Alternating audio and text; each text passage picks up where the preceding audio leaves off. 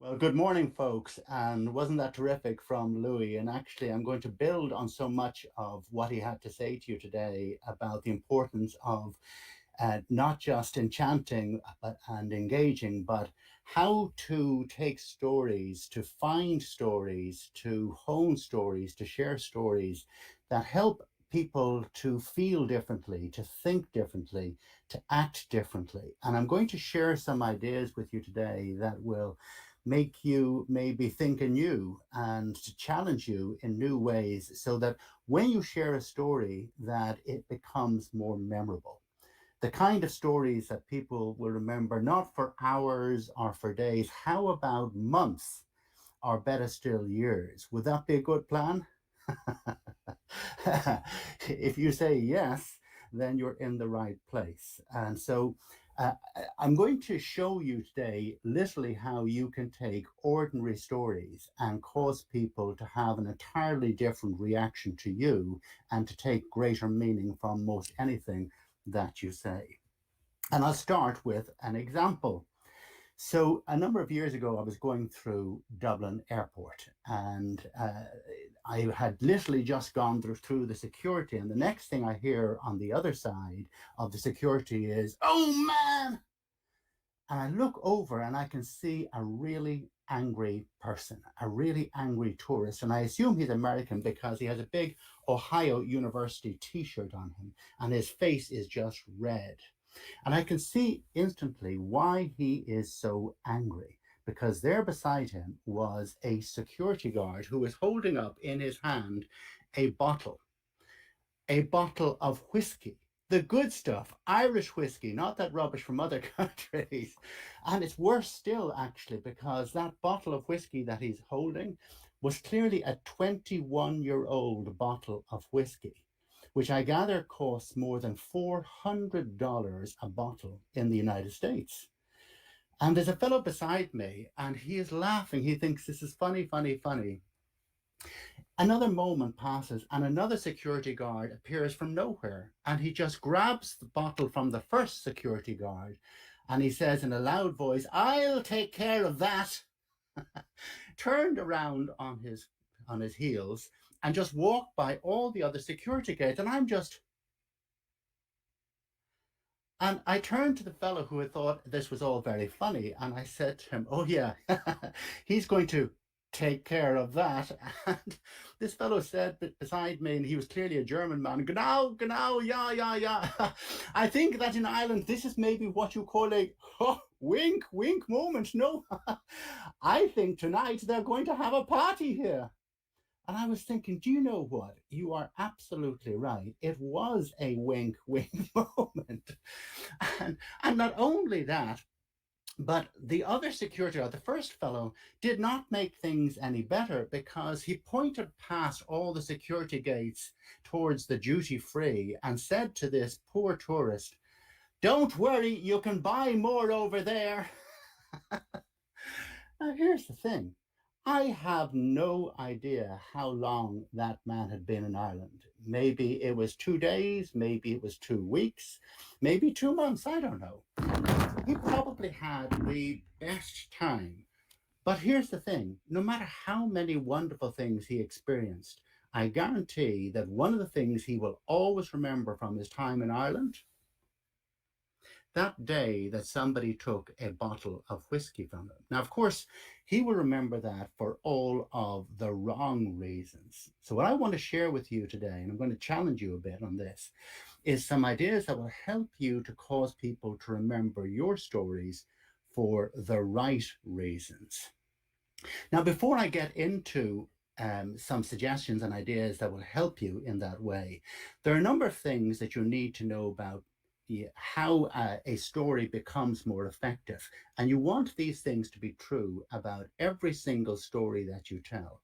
Because if they are, I promise your audience is always going to have a better reaction towards you. So the first thing is, as I was telling you that story, could you see what was happening?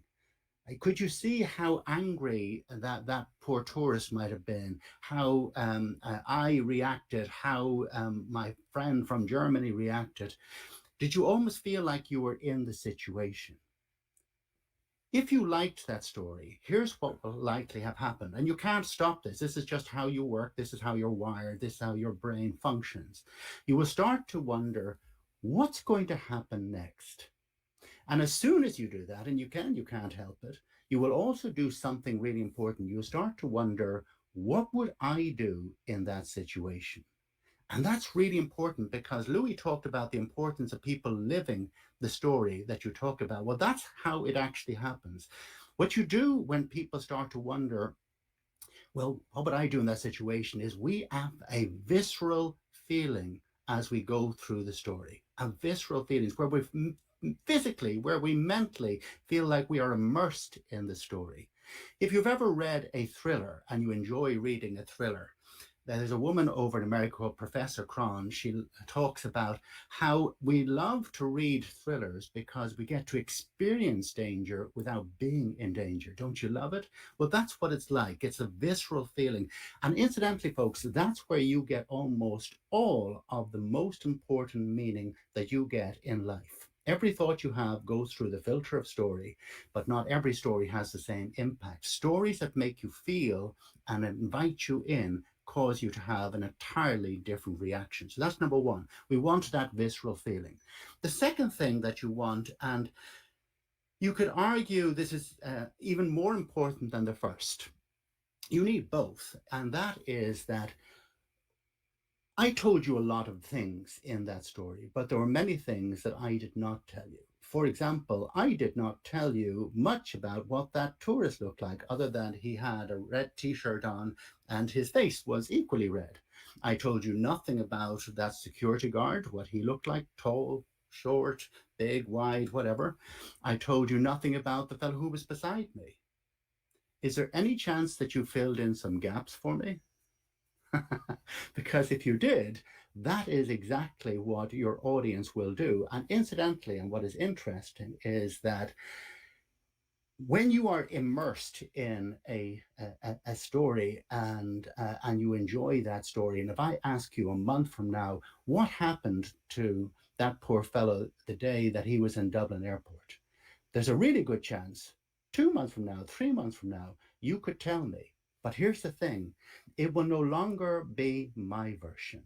It will be your version. It will be Artem's version. It will be every single person who listens to this. It will be from your frame of reference. Because here's what happens when you experience a story, that story connects to whatever you have experienced before, and no one is like you. And that's marvelous because what it means is your story has greater personal resonance with each and every person. It is a more active rather than passive experience.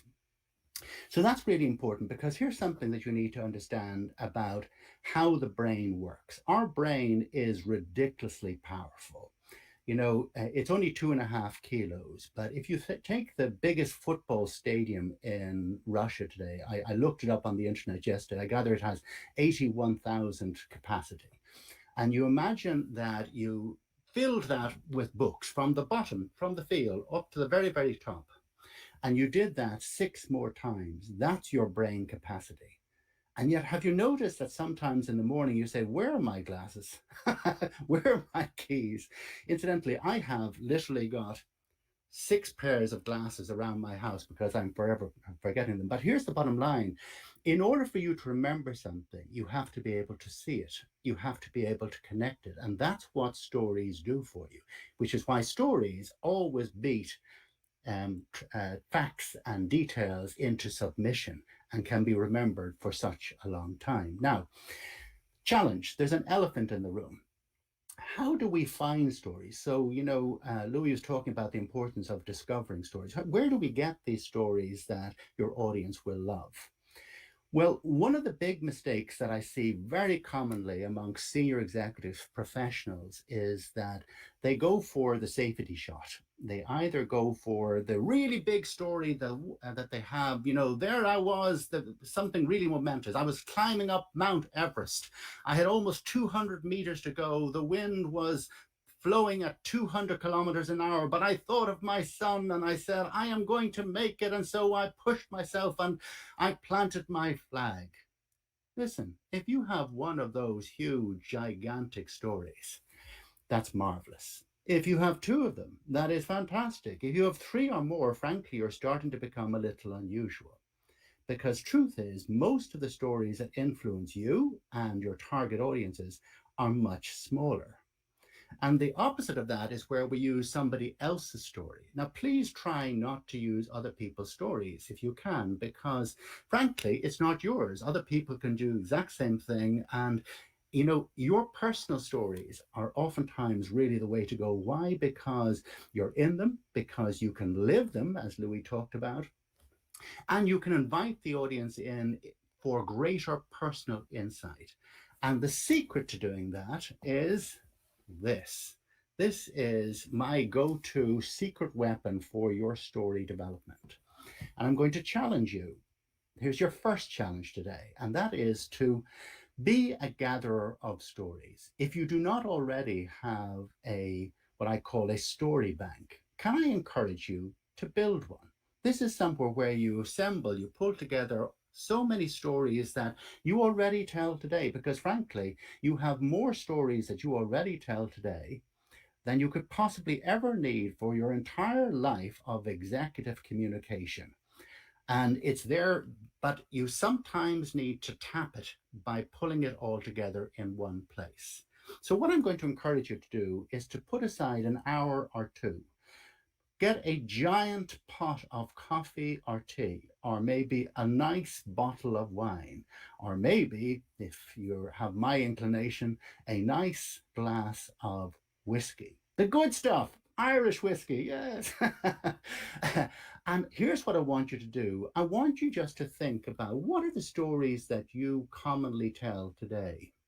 And I'm going to give you a number of different clues that might help you along the way. So, first of all, the stories that you most commonly tell today, most of them will tend to include you. Why? Because they're personal stories. So, always start with stories you commonly tell about yourself. So, what were you like and what did you experience when you were a youngster, when you got a little bit older, when in your teenage years, in your young adult years, in your 30s, your 40s and 50s and so forth. And aim for at least 10 to 20 stories that you tell commonly for that. And don't worry yet about where and how you're going to use this. First of all, you need to assemble them. Then think about stories that you commonly tell about people who are important to you. So if you're married, a husband, a wife, a partner, could be boyfriends, girlfriends, great romantic stories, terrible romantic stories. What were you thinking? Romantic stories. All of those can be great stories. Then, if you are a parent, think about your children. They are the gift that never stops giving when it comes to stories. I have so many stories, and so would you if you're a parent, that revolve around your children. Then think about where you grew up, your neighborhood, and the types of things that you experienced with your friends, with your family. How about travel? There's so many incredible things that happen when you travel. And then I get to my three favorite stories that you will commonly find are great sources, are things that make you laugh, funny things that you've experienced, that you've seen, that you've done. Because if you find them funny, there's a good chance your audience will feel about the same. What about things that gave you a bit of a lesson? And I'll actually combine that in a moment now with my absolute favorite, which is embarrassing stories. And so rather than just talk about it, let me give you an illustration. So I'm going to combine a lesson and an embarrassing story. Way back in the 1990s, I had an amazing job. I got to work with a telecom company in advertising. And my job was to create in language advertisements for people living in America who had another language that they preferred to English. And I did this in 11 different languages. And the very first one that I ever created commercials for was the Russian language. Incidentally, I do not speak a word of Russian. But I was given access to one of the biggest advertising agencies in America, and they said, I'll tell you what, Eamonn, look, what you need to do is you need to make this real. Use real people and real situations and just get earthy. So I was thinking, okay, Eamonn, quick, Tarantino, eat your heart out. I'm going real. I'm going to go street. So we decided that we would shoot our advertisement in a place called Brighton Beach in Queens, which is also known as Little Odessa. And we found an authentic Russian restaurant with real Russian speaking folks. And I'll tell you how authentic the restaurant was. They had 14 varieties of borscht that you could have. There was nowhere that you could get more borscht in New York than this place. And we shot the video, and we had two versions. One was an English language version, which was going to be put out in all the big networks, ABC, NBC, CBS, and the other was to go out on an in-language advertisement. And the English language version, people loved it. They thought this is really an international feel, and I love that, and marvelous response. The day before I was supposed to put this on the Russian language TV, I was so proud of this thing, and I played it for our Russian speaking agents. And there's a woman called Ava in the audience, and she is like this at one point in the advertisement. It's only 30 seconds long. And I said, Ava, afterwards, you didn't like it. She says, Eamonn, I don't know how to tell you this, but this ad, you know, when you say you want to know me better, well, my mother, she is from the mountains in Ukraine, a little village, and she is very Greek Orthodox. And if she hears that you want to know me so well, she's going to insist that we get married. And I believe that you're Catholic. Yeah, yeah. You should probably go to confession too. I said, oh no. I instantly realized we had translated this from English into the Russian language. The translation was not good, and I learned the most important lesson that I ever did in advertising. And incidentally, this matters for all international audiences. Never ever translate another advertisement. Always do it in language and in culture with people who know what they're doing. So there's an example of an ordinary story. I could have used lots of other smaller stories, and you will have a bazillion of them. But here's the next thing. I also want you to get into the habit of using this to add stories, because you're always encountering new stories that will help you to be more connected to almost any audience. And you will never know, incidentally, at the time that you're capturing a story, whether this is going to be the best new story that you ever had. Sometimes stories will need a little bit of work. There will be no changing around of the real story. Do use real stories about real people. But let me give you an illustration of a raw story, a recent one that I gathered. So we're in COVID times all over the world, and in Ireland, you can't go right now more than 5 kilometers from your house. So everybody is walking around the same places just for a little bit of mental wellness. And anyway, there's a little path that goes around a hill that's close to my house, and it's kind of a narrow path. And I was walking behind two young men who had very hipster beards, young men, obviously college students. And one of them came from obviously a very posh side, a very upmarket part of Dublin. I could hear him saying to his friend, just because I am more liberal than you does not mean to say that you don't have to listen to my point of view. And his friend was from a not so posh, not so celebrated part of Dublin. And he said, don't be getting your knickers into a twist. I mean, we're very live and let live over this side of Dublin. Of course, providing you're not wrong. And I just burst out laughing at this point, and this same fellow then turned around to me and he just said, some people have to be told. Don't you love it? Incidentally, you couldn't make it up. And incidentally, don't make it up. Now, will I ever use that story in a general speech? I don't know, but I shared it with you today to illustrate something. Supposing I wanted to talk about how, when people have conflict, a bit of humor can take the pressure, the temperature down. Would that story work? And how ordinary is that?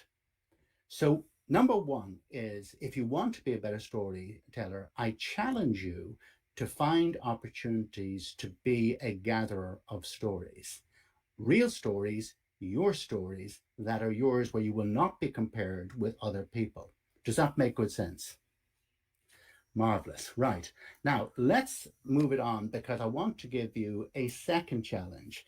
And this is makes a monumental difference to whether you really cause your audience to get the right kind of engagement and experience and live more through any stories that you share. So, what this revolves around is a challenge to not tell what I call drive-by stories. Now, a drive-by story is very common. You hear this in executive worlds all the time, where people think, I only have a limited amount of time, so I'm going to give you what I call the Reader's Digest version, the short version, the abridged version of a story. For example, supposing I tell you, and if you know anything about Ireland, you'll know this is true, and we get a lot of rain here in Ireland. But one thing we do not get a lot of is snow. And that's because, believe it or not, our little island has water that's just warm enough, providing global warming doesn't mess us up, that's just warm enough that snow cannot stick. But every generation, every 30 years, we have what we call the big snow. And last year we had a big snow where we had, I mean, we're talking huge by Irish standards. We had 5 centimeters. our translator today told me, well, that's a bit of a sneeze where I come from. But anyway, for us, the whole country comes to a grand standstill. Anyway, in the newspapers, for days, there were announcements that get ready for this, please don't go outdoors, be safe, and don't go stocking up on food. There's plenty for everybody. What did the Irish people do? They went to the shops and there were stockouts in every little shop all over Ireland. I could tell you that. That is a story of sorts. It's not a bad story, but we could do a lot better, and so could you. So supposing I told you what happened in my home, in the O'Brien household. So I heard, like everybody else, all the news, oh, stay inside, be safe, and don't stock up. And I think, you know what, that's perfectly all right. My wife is away, there's only me and my daughter. We have lots of food in our house. Or so I thought, because the next day I opened my fridge. No milk. There is no butter either. And I opened a press. There is no bread. There are no eggs. And I think, oh, man, now I'm going to have to go and try to find some food. And of course, I'd heard that all the little shops had been shut. So I said, well, I know I'm going to be smart. I'm going to go to the biggest shop I can find. It's like a big hypermarket that's run by Tesco's. And when I arrived, have you ever seen that movie Ben-Hur? You know the bit where the chariots have a big, there's a big chariot race and people are killing each other in order to win. Well, it was a bit like that when I got to the supermarket, except people were using trolleys and no one was taking any prisoners. People were going up and down and every aisle, they were taking stuff from every single place they could find it, including things that they never bought. I mean, for example, I went through the vegetable area and there were no onions, fine. There were no carrots. But listen to this. How desperate would you have to be? The kale, I mean, who eats that stuff? That was gone. So I was not hopeful when I got down to the area where the bread should be. And of course, when I arrived, there is nothing on any shelf. Everything is completely bare.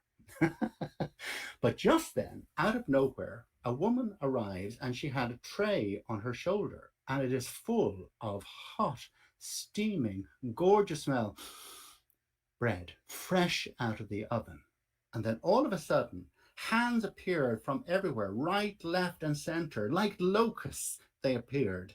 And in seconds, bang, all of that bread was gone. I noticed that one of those hands was mine. I'm not stupid. And I had one loaf of bread. And there's a woman who had two loaves of bread. And she's looking at my one loaf. And she said, "Weren't you very quick to get your bread like that?" And I said, "Well, I'm very pleased I have that. But now I just have to go and get some eggs." And she said, "Oh, don't bother. I've been over there. There's no eggs left. If you want one, you're going to have to lay it." Again, don't you love it? Now, here's the interesting thing. When I think back to that big storm, what do you think I remember? Do you think I remember the weather forecast that I heard on the news, or that woman whose face I see every time I want to get another egg? Ladies and gentlemen, it's not even close. So here's what I want to leave with you before we go into any questions that you like. Your goal with a story is to cause people to feel they are immersed. And four words I want to put in your head that will make the world of a difference. Let your audience in. Because if you let your audience in, they can see more, they can connect more, they can feel more, and they will also remember more. Ladies and gentlemen, I wish you extraordinary storytelling, high impact storytelling, and I will be delighted to take any questions that you have.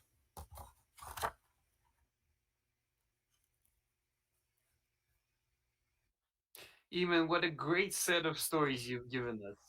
And I'm just sitting here missing the taste of whiskey, even though I don't drink it.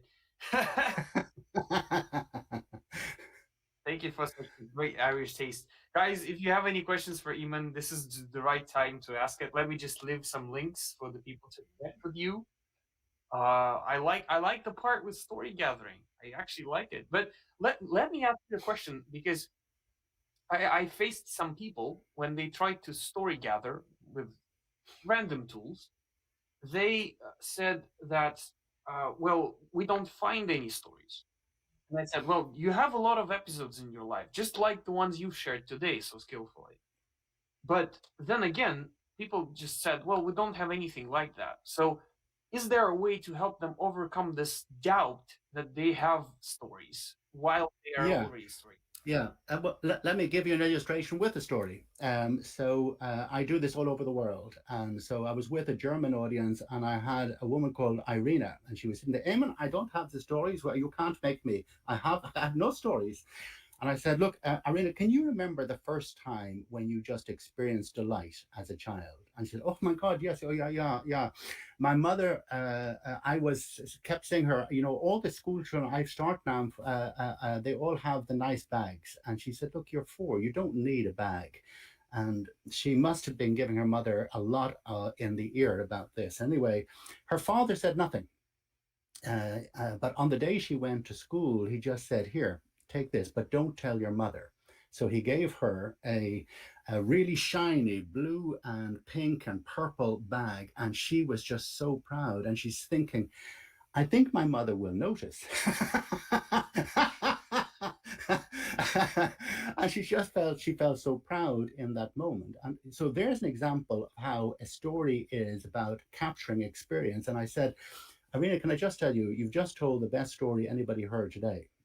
So sometimes we need, and I think this is the word that I want to put in people's head, sometimes we need to give ourselves permission to think that our story is interesting enough and that we can gather and connect with an audience. And, you know, how small a story is that? If you wanted to talk about the importance of surprise and delight, would that work?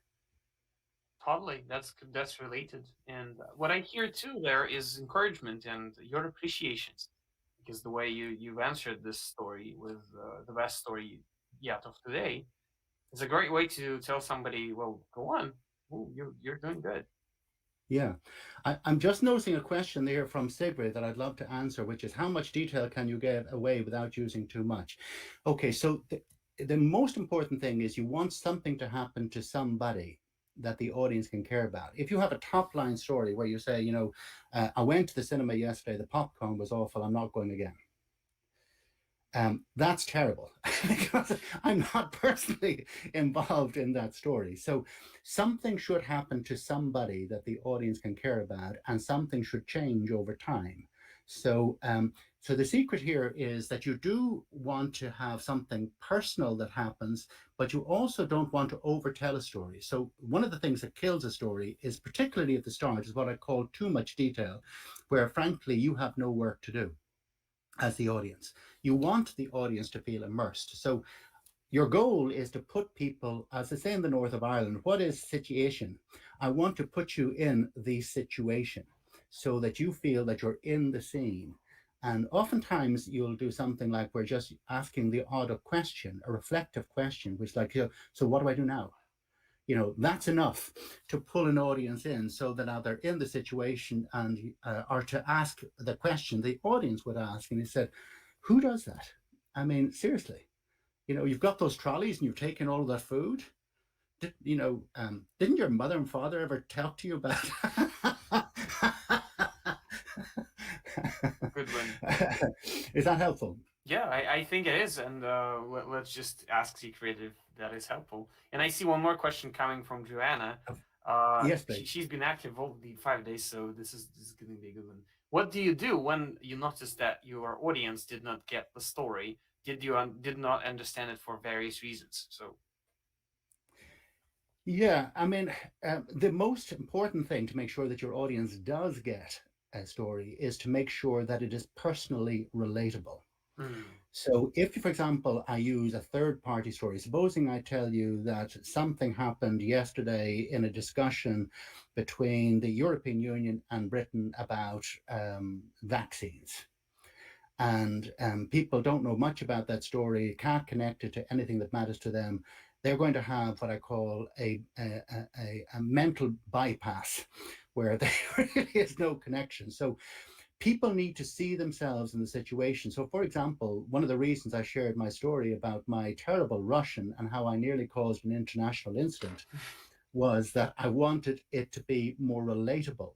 So choose stories that you can see would have some pertinence. Where who hasn't experienced a situation where you haven't um, I'll give you a quick, for instance, of like how you can instantly put people into a mindset, and it speaks to Louis' point about asking questions. So, way back when, as a youngster, first job I had before I left school, my family has a shoe shop.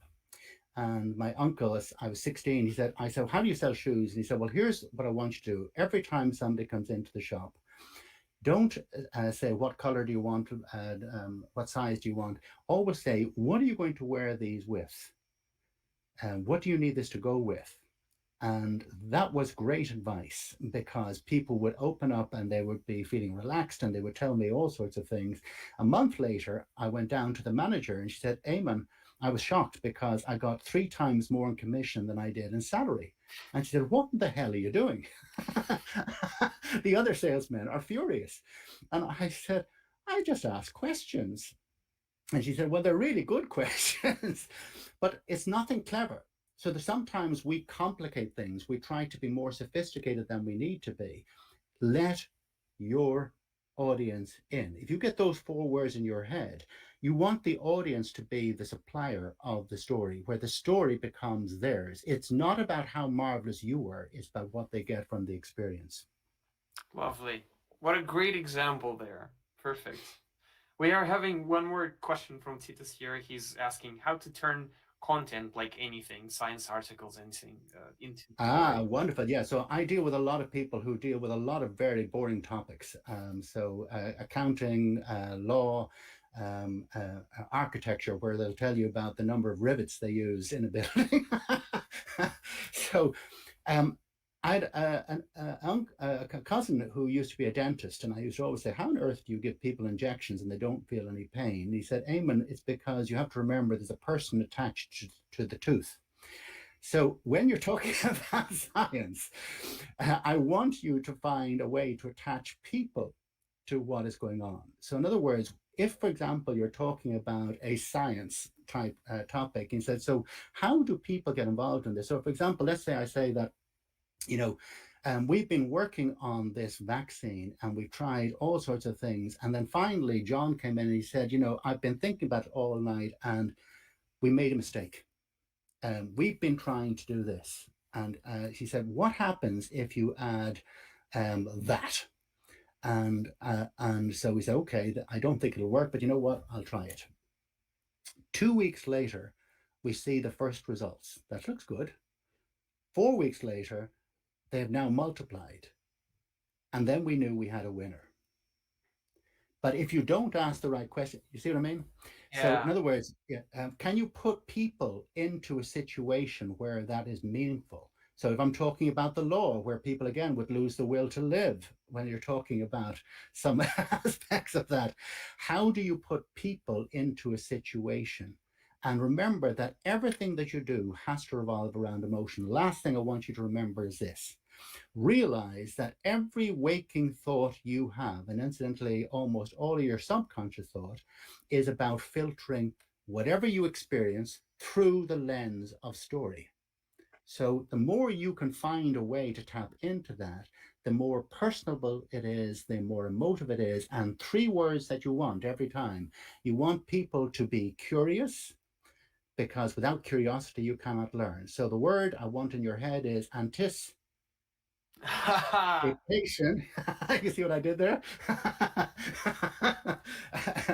So that's number one. Number two is to have a story that causes people to think afresh about something, where it's their thought that is a new thought. And the third thing is that if they can see it, they can more easily remember it, because your brain is not actually built to remember facts. It is built to connect things, and we do it through a word that is called GIST. That's GIST, if you want to look it up, which is approximately. So it's more important to be approximately right than precisely wrong, and that's where stories win. Good. That's a good insight. But I'm not gonna leave it there because I have this one more question for you and as for the other speakers. And so I want you to finish this one phrase before we go. Oh, okay. Let's imagine the story has come to life and was about to teach leaders all around the world one thing, but one thing only. That one and only thing would be. It would be those four words that I said before, but I'll say something more about it: is to let your audience in. One of the biggest mistakes that people make in executive communication is we feel like we are performing, where we are mostly trying to impress our audience.